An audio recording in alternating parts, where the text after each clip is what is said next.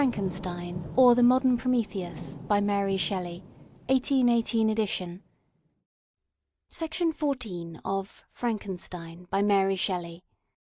Volume 2, Chapter 2. The next day, contrary to the prognostications of our guides, was fine, although clouded. We visited the source of the Arveiron, and rode about the valley until evening. These sublime and magnificent scenes afforded me the greatest consolation that I was capable of receiving. They elevated me from all littleness of feeling, and although they did not remove my grief, they subdued and tranquillized it. In some degree, also, they diverted my mind from the thoughts over which it had brooded for the last month. I returned in the evening, fatigued but less unhappy, and conversed with my family with more cheerfulness than had been my custom for some time. My father was pleased, and Elizabeth overjoyed. "My dear cousin," said she, "you see what happiness you diffuse when you are happy. Do not relapse again." The following morning the rain poured down in torrents, and thick mists hid the summits of the mountains. I rose early, but felt unusually melancholy. The rain depressed me, my old feelings recurred, and I was miserable. I knew how disappointed my father would be at this sudden change, and I wished to avoid him until I had recovered myself so far as to be enabled to conceal those feelings that overpowered me. I knew that they would remain that day at the inn, and as I had ever inured myself to rain, moisture, and cold, I resolved to go alone to the summit of Montanvert. I remembered the effect that the view of the tremendous and ever-moving glacier had produced upon my mind when I first saw it. It had then filled me with a sublime ecstasy that gave wings to the soul and allowed it to soar from the obscure world to light and joy. The sight of the awful and majestic in nature had indeed always the effect of solemnizing my mind, and causing me to forget the passing cares of life. I determined to go alone, for I was well acquainted with the path, and the presence of another would destroy the solitary grandeur of the scene. The ascent is precipitous, but the path is cut into continual and short windings, which enable you to surmount the perpendicularity of the mountain. It is a scene terrifically desolate. In 1,000 spots the traces of the winter avalanche may be perceived, where trees lie broken and strewed on the ground, some entirely destroyed, others bent, leaning upon the jutting rocks of the mountain, or transversely upon other trees. The path, as you ascend higher, is intersected by ravines of snow, down which stones continually roll from above. One of them is particularly dangerous, as the slightest sound, such as even speaking in a loud voice, produces a concussion of air sufficient to draw destruction upon the head of the speaker. The pines are not tall or luxuriant, but they are sombre, and add an air of severity to the scene. I looked on the valley beneath. Vast mists were rising from the rivers which ran through it, and curling in thick wreaths around the opposite mountains, whose summits were hid in the uniform clouds, while rain poured from the dark sky, and added to the melancholy impression I received from the objects around me. Alas! Why does man boast of sensibilities superior to those apparent in the brute? It only renders them more necessary beings. If our impulses were confined to hunger, thirst, and desire, we might be nearly free, but now we are moved by every wind that blows, and a chance word or scene that word may convey to us. We rest, a dream has power to poison sleep. We rise, one wandering thought pollutes the day. We feel, conceive, or reason, laugh or weep, embrace fond woe or cast our cares away. It is the same, for, be it joy or sorrow, the path of its departure still is free. Man's yesterday may ne'er be like his morrow, naught may endure but mutability. It was nearly noon when I arrived at the top of the ascent. For some time I sat upon the rock that overlooks the sea of ice. A mist covered both that and the surrounding mountains. Presently a breeze dissipated the cloud, and I descended upon the glacier. The surface is very uneven, rising like the waves of a troubled sea, descending low and interspersed by rifts that sink deep.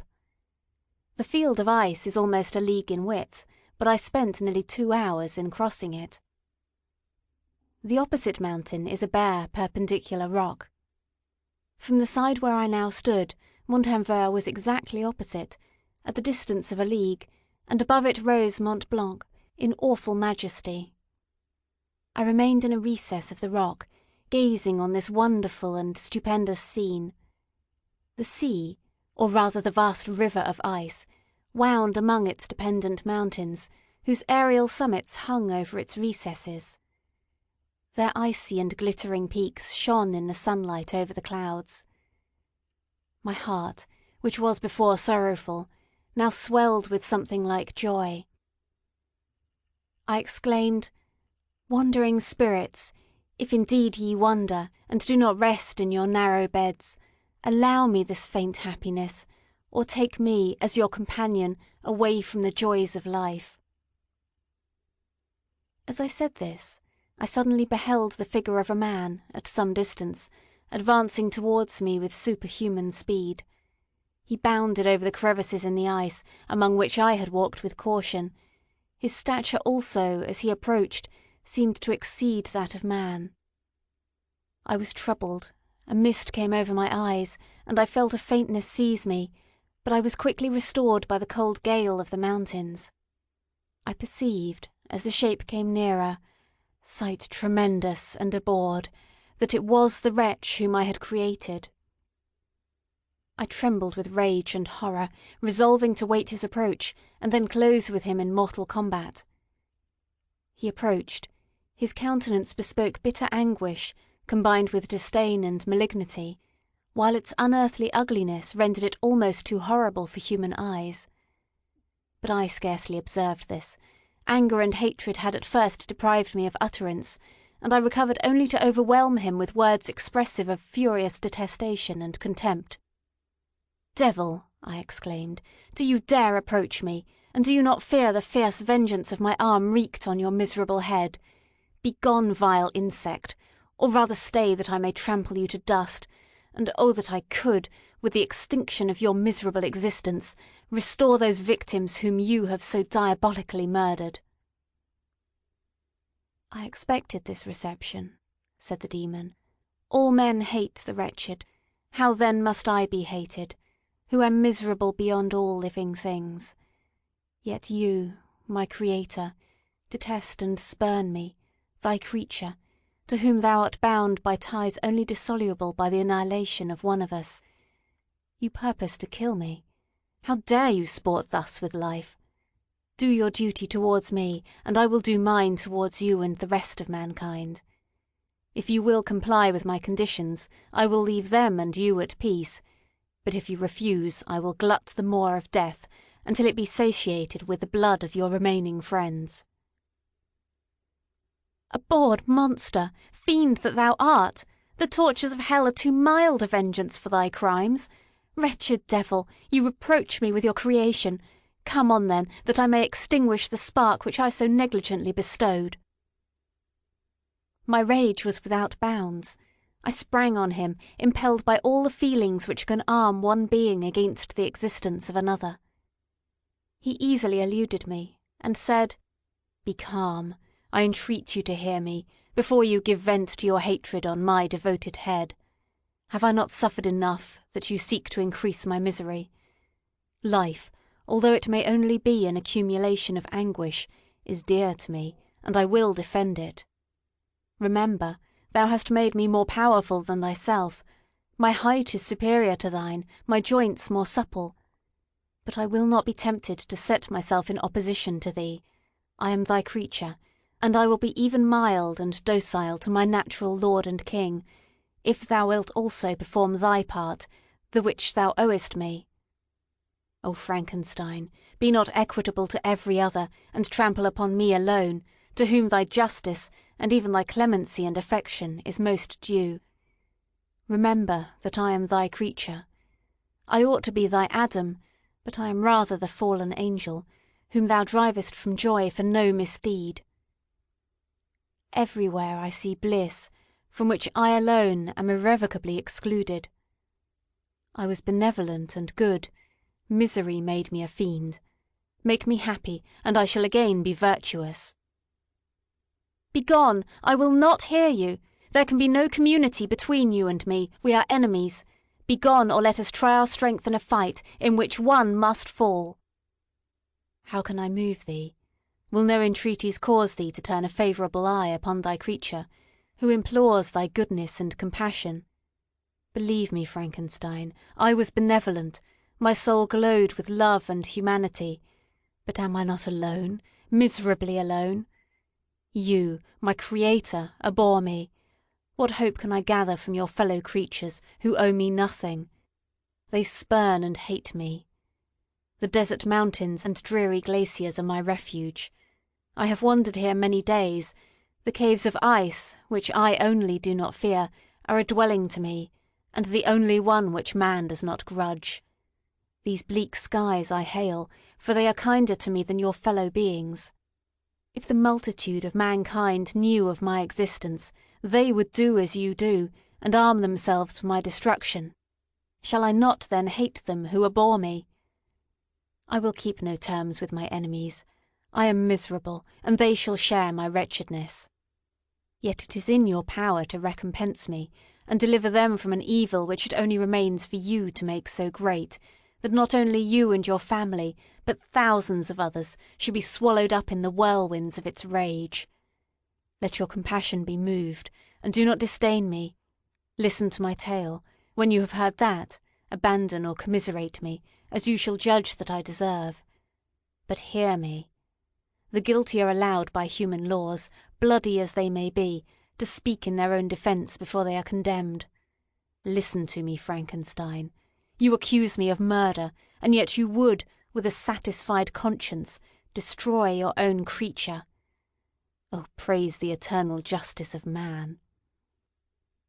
Yet I ask you not to spare me. Listen to me, and then, if you can, and if you will, destroy the work of your hands. Why do you call to my remembrance circumstances of which I shudder to reflect, that I have been the miserable origin and author? Cursed be the day, abhorred devil, in which you first saw life. Cursed, although I curse myself, be the hands that formed you. You have made me wretched beyond expression. You have left me no power to consider whether I am just to you or not. Begone, relieve me from the sight of your detested form." "Thus I relieve thee, my creator," he said, and placed his hated hands before my eyes, which I flung from me with violence. "Thus I take from thee a sight which you abhor. Still thou canst listen to me and grant me thy compassion. By the virtues that I once possessed, I demand this from you. Hear my tale. It is long and strange, and the temperature of this place is not fitting to your fine sensations. Come to the hut upon the mountain. The sun is yet high in the heavens, before it descends to hide itself behind yon snowy precipices and illuminate another world. You will have heard my story, and can decide. On you it rests, whether I quit forever the neighbourhood of man, and lead a harmless life, or become the scourge of your fellow creatures, and the author of your own speedy ruin." As he said this, he led the way across the ice. I followed. My heart was full, and I did not answer him, but as I proceeded, I weighed the various arguments that he had used, and determined at least to listen to his tale. I was partly urged by curiosity, and compassion confirmed my resolution. I had hitherto supposed him to be the murderer of my brother, and I eagerly sought a confirmation or denial of this opinion.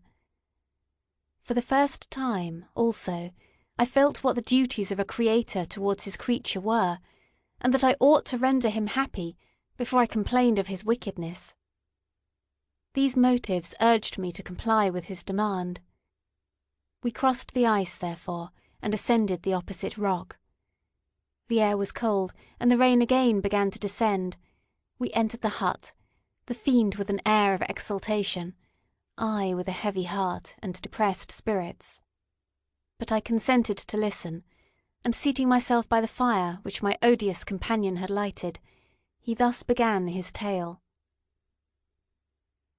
End of section 14.